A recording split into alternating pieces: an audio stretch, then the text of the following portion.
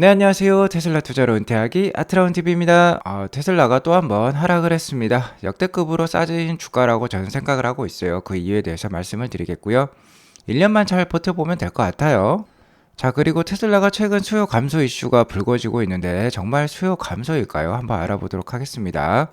그리고 일론의 트위터 딜도 업데이트 해드리도록 하겠습니다. 3대 지수 현황 살펴보고 가도록 하겠습니다. 오늘 롤러코스터 장세를 보여주었어요. 오늘 모처럼 만에 상승하나 싶었습니다. 장중에는 크게 상승하는 모습도 보여주었던 3대 지수였는데 내일 CPI 지수 발표가 예정되어 있죠. 내일 오후 9시 반, 우리나라 시간 오후 9시 반에 발표가 되는데 헤드라인 CPI는 떨어질 것 같아요. 하지만 근원 CPI가 전월 대비 오를 것 같기도 하는 예상이 들고 있습니다. 그렇기 때문에 아직도 불안감이 크다라고 볼 수 있을 것 같고요.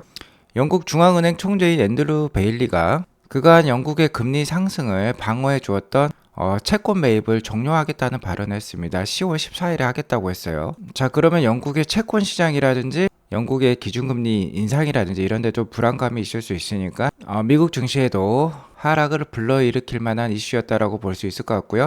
그러면서 전반적으로 하락하는 하루를 보여주었습니다. 오늘은 나스닥이 크게 빠졌기 때문에 IT라든지 금융, 임의 소비재, 에너지 관련주가 하락을 했고요. 필수 소비재와 헬스케어, 그러니까 경기 방어주들이죠. 이런 주식들이 상승한 하루였습니다. 맵을 보면 전반적으로 경기 침체 상황을 잘 반영하고 있다라는 거 잘 알 수 있습니다. 경기 민감주라고 할 수 있는 대형 IT 기술주들, 그리고 은행주들, 파이낸스 주식들, 그리고 에너지 주식은 오늘 하락을 했고요. 경기 방어주들이라고 할 수 있겠죠.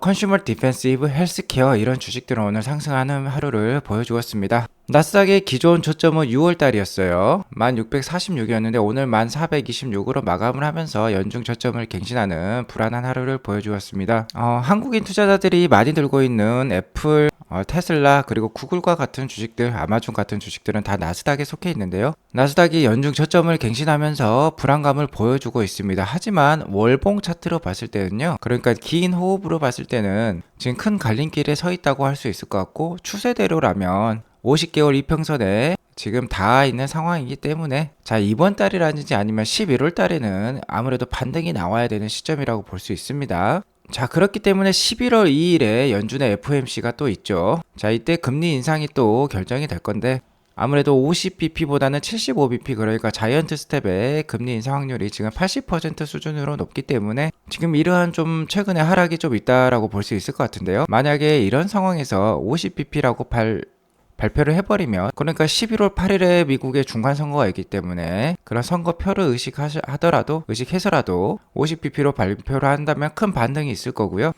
만약에 75bp를 발표를 하더라도, 그러니까 자이언트 스텝을 발표하더라도 파월 의장이 미국 정치권에 어느 정도 눈치를 살펴서 좀 비둘기파적인 발언을 한다면 어느 정도 소규모 반등이 또 일어날 수도 있겠습니다. 자, 큰 트렌드는 이렇게 볼 필요가 있을 것 같고요. 단기적인 흐름은 그 누구도 예상하기 어렵지만 아무래도 이번 달 같은 경우는 미국 CPI 지수 발표라든지 테슬라 빅테크 기업의 실적 발표가 있기 때문에 3분기 실적이 발표가 되죠. 자, 이러한 것들이 나스닥의 향방을 가늠해 볼 수 있는 이슈가 될 것 같습니다. 아무튼 나스닥이 연저점을 다시 갱신하면서 불안감을 조성하고 있는데요. 지금 대부분의 자산이 하락하는 시기라고 볼 수 있겠어요. 베어마켓 시기인데 지금 아마 손실을 보고 계시는 투자자님들이 많으실 것 같습니다. 저 역시 테슬라 주식 역시 수익률이 거의 제로라고 볼 수 있을 것 같아요. 거의 어쨌든 저도 안 좋은 상황인데요. 손절하고 아래에서 다시 산다? 이거는 매우 어렵다라고 생각합니다. 저도 역시 손절할 생각은 없다라고 볼 수 있겠는데요. 테슬라에 대한 그 펀더멘털에 대한 믿음이 있기 때문에 충분히 1년은 버틸 수 있다라고 생각을 하고 있습니다. 현재 2022년 10월 현재 2022년은 미 증시 역사상 가장 안 좋았던 순위 6위네요. 죄송합니다. 6위에 랭크되어 있다라고 볼 수 있겠는데요. 1년 후에 S&P 500 기준의 수익률은 마이너스 24.7%입니다. 자, 20% 이상 하락을 했다라고 하면 공식적인 베어마켓으로 기록을 하고 있죠. 자, 20% 이상 크게 하락했던 해를 살펴보면은 1962년부터 1931년이 한 9차례라고 볼 수 있겠는데요. 이 9차례 하락에서 1931년 대공황 시절을 빼놓고는 대부분 그 다음 해에 이렇게 큰 상승을 보여주었었습니다.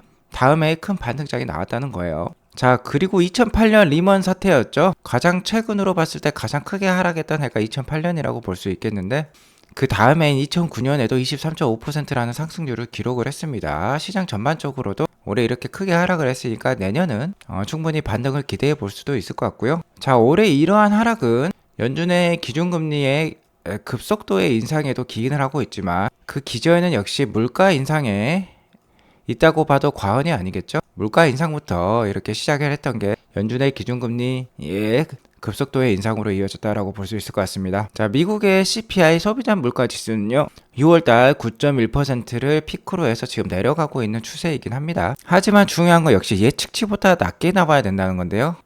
전월이었던 9월달에도 8.2%를 예측했다가 8.3%가 나오면서 주가 하락에 또 영향을 주었다고 볼 수 있겠는데, 이번 달에도 8.1%로 예측이 되고 있어요. 8.1% 예측치보다는 좀 낮게 나오면은 그래도 주가 반등에 어느 정도 힘을 보탤 수 있을 것 같고요. 원래는 물가 상승 시기는 기업의 이익이 상승하는 시기죠. 자, 기업이 공급하는 게 서비스와 재화인데 물가 상승은 그 서비스와 재화의 가격이 상승한다는 거고, 그러면은 기업의 이익 상승으로 연결이 되는 거죠. 아무래도 판가가 올라가기 때문에. 그러면 기업의 주가는 상승을 해야 되는 게 맞습니다. 그래서 물가 상승 시기에는 대체적으로 금리 인상기하고 겹쳐지게 되는데, 금리가 인상되는 시기에는 주가 상승하는 시기가 꽤 많았었어요. 자, 그럼에도 불구하고 테슬라는 지금 1년 넘게 이렇게 주가가 하락을 하고 있다라고 볼 수 있을 것 같은데요. 테슬라는 이 물가 상승하는 기간 동안 테슬라의 차량의 가격도 올렸고 수요도 더 많이 늘어나고 있습니다. 그러면서 기업의 이익이 상승을 하고 있기 때문에 원래는 주가가 상승을 해야 돼요. 자, 하지만 이렇게 주가가 내려가면서 현재 테슬라는요, 2년 전 가격이 됐습니다. 2년 전 무려 2020년 12월 달 가격이 210불대였는데요. 그 가격과 지금 유사한 가격을 보이고 있어요. 2년 동안 주가 상승이 하나도 없었다는 겁니다. 물가는 2년 전보다 월등히 올랐는데요. 기업의 가격 주가는 하락했다는 거죠. 자, 그러면 혹자는 이렇게 얘기할 수 있습니다. 테슬라 차량 가격은 올랐지만 차량 가격이 오른 만큼 너무나 비싸게 오른 만큼 수요가 딸려가지고 주가가 떨어지는 거 아니야 라고 얘기할 수 있겠습니다. 테슬라 수요 문제를 거들먹거리는 분들은요, 진짜 테슬라 브랜드의 가치를 모르는 사람들이라고 할 수 있겠어요. 솔직히 지금 가격에서 10%만 내리면 사려는 사람은 다시 기하급수적으로 늘어날 것이라고 보고 있습니다. 하지만 테슬라는 가격 인하를 안 하고 있죠. 그것을 안 하는 이유는요, 여전히 테슬라 수요가 많다는 것을 반증하고 있다라고 볼 수 있을 것 같습니다. 자, 일론과 테슬라의 메인 전략은요, FSD 가격을 계속 올리면서 차 가격은 결국 내리는 것이죠. FSD 같은 경우는 2년간 큰 인명사고를 낸 적이 없고, 최근 미국의 FSD 가격도 12,000불까지 또 올린 상태이기도 하죠. 자, 실제로 그럼에도 불구하고요, 테슬라는 자, 올해 3분기 내내 1분기부터 3분기 동안 9개월 내내 미국에서 전년 대비 47%의 판매량 상승을 보여주고 있습니다. 미국에서 선전 중인 일본 브랜드 도요타가 15% 빠지고 전년 대비, 혼다가 전년 대비 38% 9개월 동안 빠지는 동안에도요, 테슬라는 47%라는 괄목할 만한 성장을 보여주고 있어요. 자, 물가가 상승하는 동안에도 수요는 급등중에 있다는 겁니다. 자, 그래서요, 수요가 딸리네 하는 뉴스들이 나오면 너무 신경 쓰지 마시기 바라겠습니다. 자, 팩트는 이거예요, 이거. 자, 그리고 테슬라의 PER은 보통 51배에서 145배 사이로 움직이는 것으로 저는 생각을 하고 있습니다. 자, 이 51배의 숫자도 코로나가 막 발발했을 때, 팬데믹이 막 발발했을 때 극도로 불안감이 높았을 때도 테슬라가 51배 정도 PER을 보여줄 때가 있었어요. 그러니까 정말 최저 PER이라고 할 수 있겠는데, 지금 테슬라의 PER은 52.8배 정도가 된다고 저는 계산을 하고 있습니다. 자, 오늘 테슬라가 216.5불로 마감을 했죠. 자, PER이란 거는 주가를 EPS로 나누면 됩니다. 왜냐면 주가는 EPS 곱하기 PER이니까 PER은 주가를 EPS로 나누면 되는 거죠. 현재 야후 파이낸스의 테슬라의 올해 EPS 컨센서스는요, 4.1달러예요. 자, 31명의 애널리스트가 분석을 한 거고요. 그러니까 믿을 만한 수치라고 볼 수 있겠습니다. 자, 그러면 이 주가 216.5불을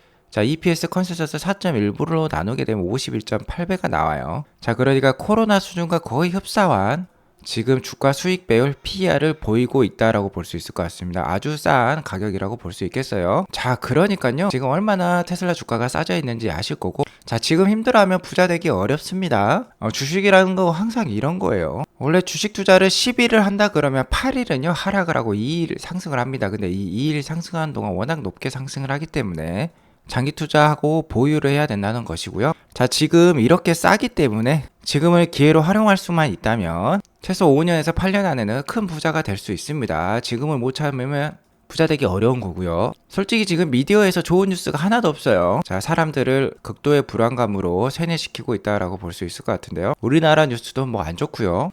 뉴욕 증시도 더 떨어진다고 지금 난리죠. 자, 이는 다 스쳐가는 비라고 생각합니다. 소나기라고 생각할 수 있어요. 물론 옷이 젖을 수 있고 감기에 걸릴 수도 있습니다. 고통이 수반한다는 거죠. 하지만 이러한 것들 더 이겨낼 때 더 강해지는 법이죠.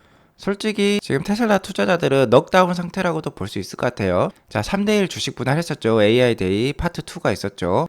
딜리버리 실적도 연속해서 최대치를 갱신하고 있습니다. 실적도 잘 나오고 있어요. 자, 이런 호재에 한 10월 달부터는 그래도 크게 오르지 않을까, 반등하지 않을까 기대를 했지만 다시 한번 나스닥이 연저점을 갱신하면서 테슬라도 빠지고 있어요. 물론 저 역시 속은 기분이 들고 아쉽습니다. 하지만 주식이란 게 원래 이래요. 자, 가장 큰 호재는 싸다입니다. 바로 지금의 PER 지수라고 할 수 있겠죠. 싸지면 싸질수록요, 상승할 확률은 높아지는 법이에요. 자, 이렇게 큰 호재들이 또 많기 때문에 분명히 조만간 하방을 단단하게 지지할 것으로 생각이 듭니다. 특히 내년에는요, 미국 시장의 테슬라의 보급은 더 극적일 것이에요. 자, 내년 1분기 1월 1일부터 7,500불에 미국 EV 크레딧이 적용이 되죠. 물론 이에 따라서 4분기 수요는 좀 감소할 수도 있겠지만 내년에는 정말 넘사벽으로 테슬라의 수요가 증가할 수 있을 것으로 생각이 듭니다. 특히 내년에 사이버 트럭까지 힘을 보탤 예정에 있죠. 따라서 게리 블랙 같은 경우는 향후 6개월에서 12개월, 그러니까 1년 이내 목표 주가로 550불을 보고 있어요. 지금보다 2배가 넘는 수준이라고 볼 수 있겠죠. 물론 한 달 부침이 있을 수 있습니다. 자, 기가 상하이에 더 세밀한 인도량이 발표가 되었어요. 9월달 상하이의 수출 물량은 5,522대였고, 자, 내수는 77,600대로 나왔습니다. 자, 내수 숫자, 그러니까 중국 내수 판매가 좀 약했다라고 볼 수 있겠어요. 솔직히 이게 9만 대에서 10만 대는 넘었어야 된다고 생각합니다. 이번에 생산 대비 2만 대가 딜리버리가 빠졌는데 아마 여기에서 빠진 것으로 예상이 되고요. BYD 같은 경우는 9월 달에 테슬라와 동일한 세그먼트인 배터리 EV 판매량이 9만 5천 대를 기록한 것에 반면에 9월 달 기간 상하의 내수 판매가 7만 7천 대에 그쳤기 때문에 좀 아쉬운 숫자라고 볼 수 있겠죠. 아무래도 2만 대만 더 판매했더라도 9만 7천 대로서 BYD의 판매량을 넘어섰을 것입니다. 자, 6월 달에도 기가 상하이가 7만 9천 대를 판매하면서 BYD를 넘어섰었어요. 그래서 좀 아쉬운 숫자라고 볼 수 있을 것 같고, 이런 것 때문에 수요가 딸리는 거 아니야 라는 의심과 함께 테슬라 주가도 빠졌다고 볼 수 있을 것 같습니다. 하지만 어쨌든 지금까지는 계속해서 역대 수치를 갱신을 하고 있어요. 전년 동기 대비해서도 50% 가까운 성장을 보여주고 있는 게 기가 상하이이고 테슬라라고 볼 수 있을 것 같습니다. 그리고 잠시 트위터 인수와 관련돼서 업데이트를 해드리자면요, 총 44빌리언에 달하는 트위터 인수 딜이라고 할 수 있겠는데, 일론이 필요한 금액은 37.8빌리언이라고 볼 수 있어요. 이미 일론은 트위터의 제1대 주주로서 많은 주식을 갖고 있기 때문에 매입 자금이 좀 더 낮다라고도 볼 수 있겠죠. 자, 그 중에 13빌리언이 LBO 대출이라는 겁니다. LBO 대출은 차입 매수를 뜻하는데요. 자, 자금이 부족한 X홀딩스, 그러니까 일론이라고 볼 수 있겠죠. 자, 일론이 트위터라는 기업을 담보로 해서 금융기관, 그러니까 은행으로부터 자금을 차입해서 매수 합병하는 것을 LBO라고 하는 것입니다. 그래서 LBO 대출을 받아야 되는데 트위터를 담보로 대출을 하는 것이기 때문에, 자, 이러한 은행에서 대출을 거부하면요, 귀책 사유가 트위터가 됩니다. 자, 그래서 은행에서 대출 안 해주겠다 하면은 일론 머스크의 트위터 딜도 끝날 수 있는 것이죠. 자, 그러면 1빌리언에 달하는 페널티만 물고 끝날 수도 있는 것인데, 어쨌든 이 LBO 대출을 받기 위해서는 트위터에서 노력을 해야 되는 것이고요. 트위터에서는 당연히 딜의 규모가 괜찮기 때문에 딜 가격이 괜찮죠.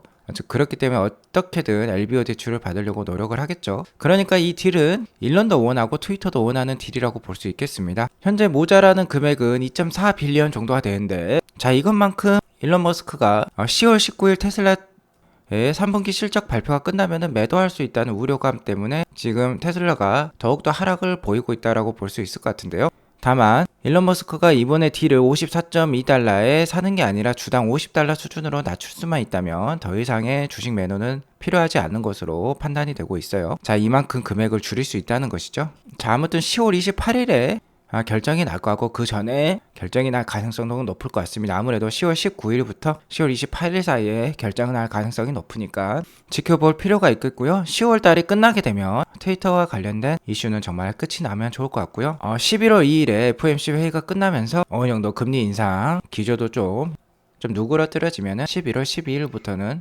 11월과 12월부터는 그래도 좀 반등이 기대되는 미국 증시라고도 볼 수 있을 것 같습니다. 자, 아무튼 빨리 부자 되기는 어려워요. 자, 그래도 10년 안에 부자 되는 것은 어렵지 않습니다. 누구나 할 수 있어요. 자, 정신력만 있으면 됩니다. 잘 버틸 수만 있으면 돼요. 제가 잘 도와드리도록 할 건데, 테슬라의 경우는 이렇게 7년 간격으로 크게 상승하는 시기가 있습니다. 5배에서 10배 정도 올랐던 시기가 7년마다 있었어요. 자, 2014년에 한 번 있었고 2020년에 한 번 있었습니다. 특히 2020년 같은 경우는 뭐 10배 정도 저점부터 상승을 하기도 했었죠. 자, 그러면 2020년부터 한 7년 후인 2027년에 다시 한번 이런 큰 상승이 나온다고 하면 향후 한 4년 정도는 더 횡보할 수도 있는 테슬라라고 볼 수 있겠는데, 이 기간 동안 잘 주식을 저축하듯이 잘 모아가시면은 2027년에 그동안 힘겨웠던 것에 대한 큰 보상을 받을 수도 있겠다라고 말씀을 드릴 수 있을 것 같아요. 빨리 부자 되려면은 역시나 크게 다치는 법이고요.